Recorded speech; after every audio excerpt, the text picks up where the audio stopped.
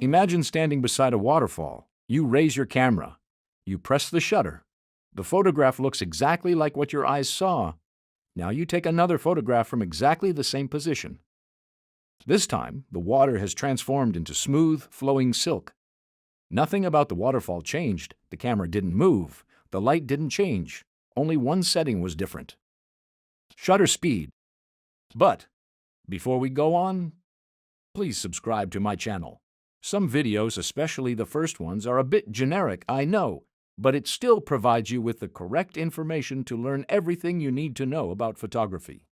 The channel will have other series and seasons where I will be on set and you will be able to see me go through a shoot.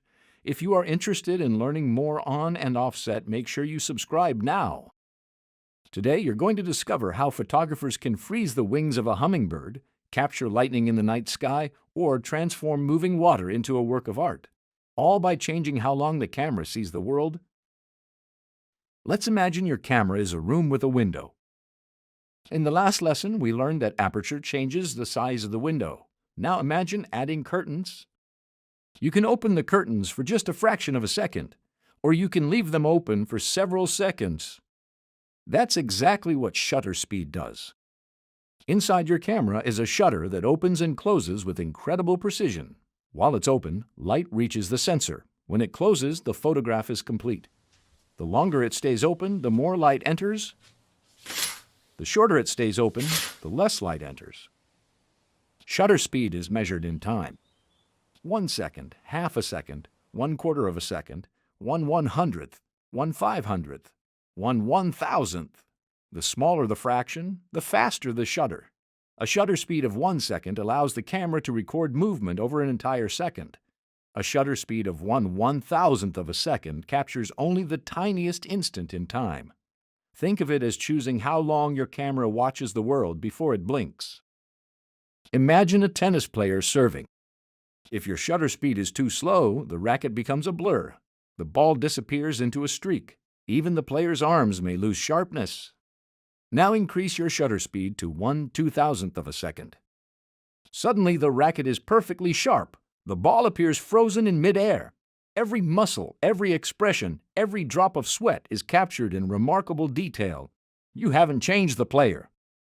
You've changed time itself. But freezing motion isn't always the goal. Sometimes movement tells the story better than perfect sharpness. Imagine photographing city traffic at night. With a fast shutter speed, every car is frozen. The image feels still. Now slow the shutter to several seconds.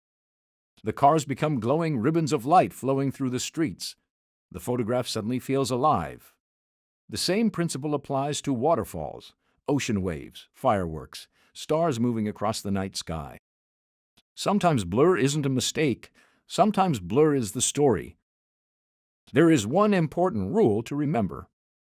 The slower your shutter speed becomes, the more stable your camera must be. At 1/1000th of a second, you can usually hold your camera comfortably. At 1 second, even your heartbeat can introduce blur. That's why photographers often use tripods for long exposures. The camera remains perfectly still while the world continues to move. The result is impossible to create with your eyes alone. Many beginners believe that every photograph should be perfectly sharp. Professional photographers know better. A racing car with spinning wheels feels faster than one with perfectly frozen tires. A dancer with flowing fabric often feels more graceful than one frozen in place. Motion creates emotion. The trick is deciding what should move and what should stay still. That's the art of shutter speed. Here's a simple challenge. Photograph someone walking. Take one photograph at 1/30th of a second. Take another at 1/125th, then 1/500th, finally 1/1000th. Compare the images. Watch how movement gradually transforms into stillness. You'll never look at shutter speed the same way again. Let's bring everything together. Exposure is controlled by 3 settings. Aperture decides how large the opening is. ISO controls how sensitive the camera is to light. Shutter speed decides how long the sensor collects that light. But shutter speed offers something extra. It gives photographers the ability to control time itself. That's why it's one of the most creative settings on any camera. In our next lesson, we'll combine everything you've learned so far.